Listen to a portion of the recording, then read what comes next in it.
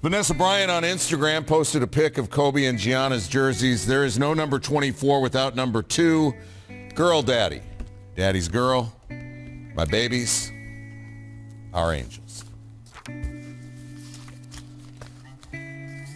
Part of the healing process is sharing with other people who care, like these two gentlemen right here, contemporaries of Kobe Bryant, Paul Pierce, Jalen Rose. What's your takeaway from the celebration we saw across the street?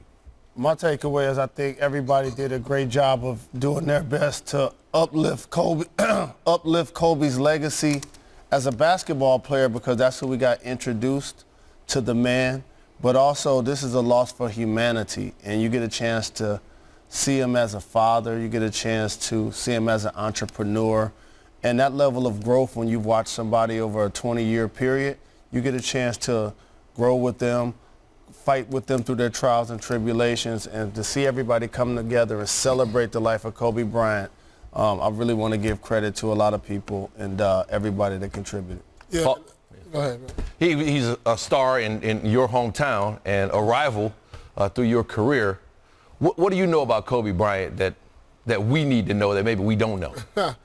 I mean, there's not much that I know that everybody else doesn't know. I mean, we shared a lot of different moments together, not only on the court, off the court. We had a business venture we would meet with every summer. But, I mean, it's nothing more to say than just how Kobe was as a competitor, how he was as a person after basketball, how he was going to be the best at whatever he did, whether he played sports or what he did in the music world, in the motion picture world. He wanted just to be the best, and you saw him driving his kids to do that also. And the one thing I will take away from this, and I will try to install in my kids, is the Mamba mentality. Yeah. I mean, there's nothing more to help his legacy live on than to try to just install that in the people you love most. Okay, so if you had an off-court relationship with him, what's the difference between the Black Mamba and Kobe Bryant? The difference between the Black Mamba and Kobe Bryant. Kobe Bryant, I mean, as you saw him with his daughter, he's a loving father. He's an entrepreneur. He's giving back. As you saw that after his career. The Black Mamba is just like the snake. I mean, deadly. Deadly, just deadly. On the court, he wants to rip your heart off in competition, but a very great human Kobe Bryant is. Jalen, when you look at this game tonight, how difficult was this for the Lakers? No disrespect to the Trailblazers, but how difficult was this for them? Well, it was extremely difficult, and Paul and I have been at the Staples Center since 2 o'clock today, and there were thousands of people outside, and you could literally hear a pin drop for hours. It was just so many people contributing to the memorial, signing the boards outside. And so once the game starts, the players now feel that same anxiety and energy as well for themselves, for the organization, for the fans.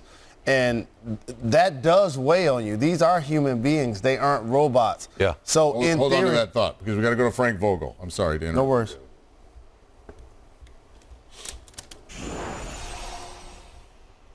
Coach, what is your level of frustration and disappointment not coming away with a victory like you always wanted to, but especially on this particular evening?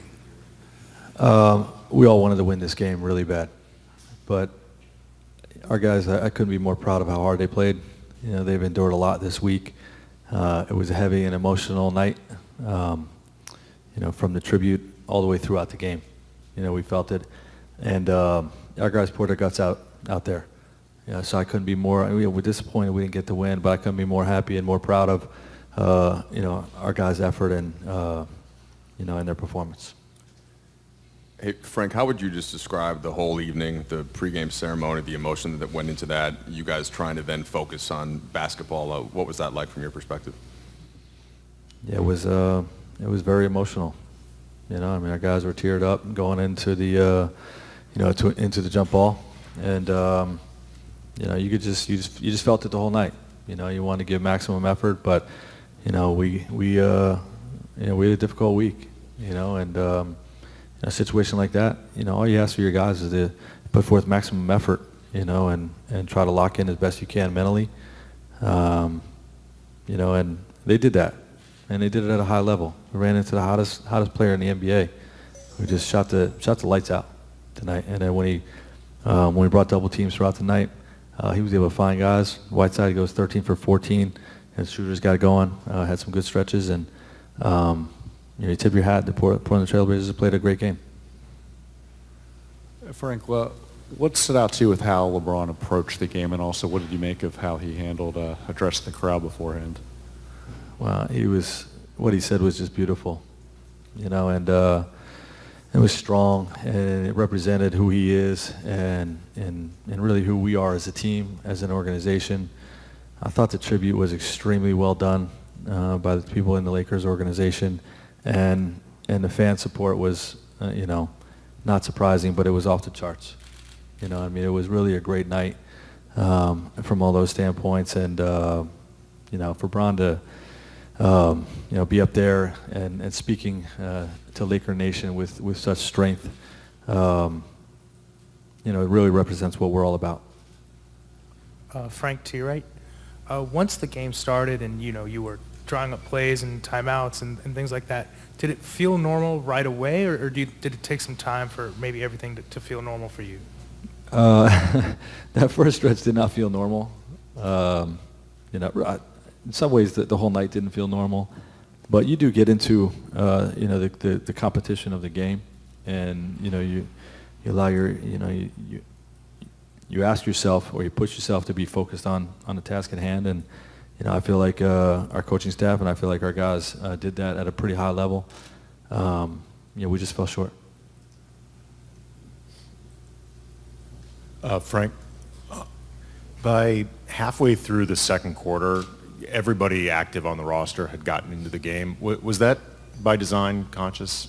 Yeah, it's like I said, we're a family, and we become this current group has become a family very rapidly by NBA standards, and we all shared this week, and we all were on that plane to hear that news, and I want to give everybody an opportunity to contribute in this game.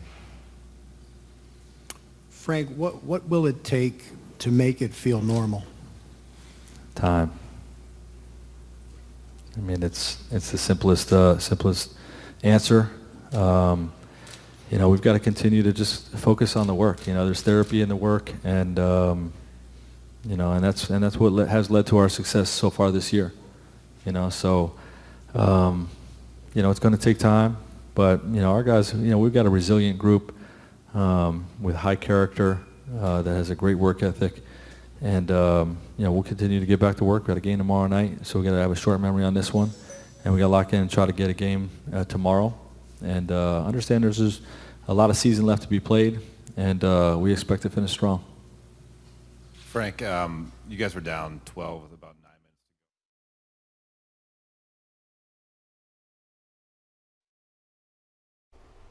minutes. Lakers coach Frank Vogel there after his team goes down to the Blazers in the first game since the death of Kobe Bryant. Stephen A. Smith is at Staples Center, joins us now on Sports Center. So, Stephen, what was your overall impression of what you saw tonight? Well, it was an incredibly touching ceremony pregame, obviously. Usher performing, Boyz II Men performing, highlights of Kobe Bryant, some of the words of wisdom that he espoused upon us for so many years. A lot of those things were included in the mix. And then an absolutely wonderful speech and tribute by LeBron James. There's no denying that. But then ultimately the game had to be played. And the Los Angeles Lakers coming back from that road trip, their last game being in Philadelphia about 5 or 6 days ago. This is their first game since. They appeared to be emotionally drained. There was a lot of stuff that was working against them, and going up against a Portland Trailblazers team tonight without the services of Carmelo Anthony. Damian Lillard, who also knew Kobe well and had a lot of love for him, showed up and showed out, dropped 48, and Hassan Whiteside hit 13 of his 14 shots, finished with 30-13 with 5 blocks as well. So Portland was more ready for this than the Los Angeles Lakers were, and that's why they won the game. Frank Vogel mentioned time being the only thing that's going to allow things to get back to normal for the Lakers. What are your expectations for them as they continue along this road trying to get back to normalcy?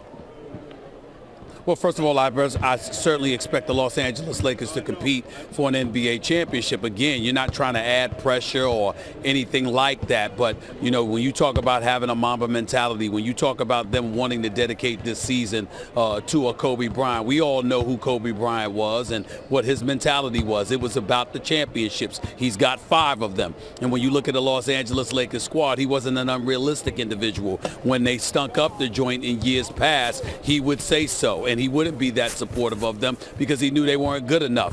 But this year, repeatedly, he's told me and anybody else who listened, they have the pieces to legitimately compete for a championship. So that should be the expectations. You have 2 of the 5 greatest players on the planet Earth. Kyle Kuzma is a third option. You got LeBron James with Anthony Davis. You've got a great coaching in Frank Vogel and his staff with Jason Kidd and Lionel Hollins and Phil Handy and the boys. There's really no stone that's been left unturned. They have what it takes to legitimately compete for a championship, and to expect anything less would be a disservice to themselves, and it certainly would be a disservice to Kobe. They know it, we know it, everybody knows it, and that's the way it's going to be, and that's the way it's going to stay for the rest of the season. I mean, this was a difficult situation for the Lakers, obviously, with all the emotion, but also a very difficult situation for the Portland Trail Blazers coming in here on a night that would be so emotionally charged when the Lakers obviously wanted to win this game for Kobe Bryant's memory. What was your impression of the Blazers and the performance that they put on?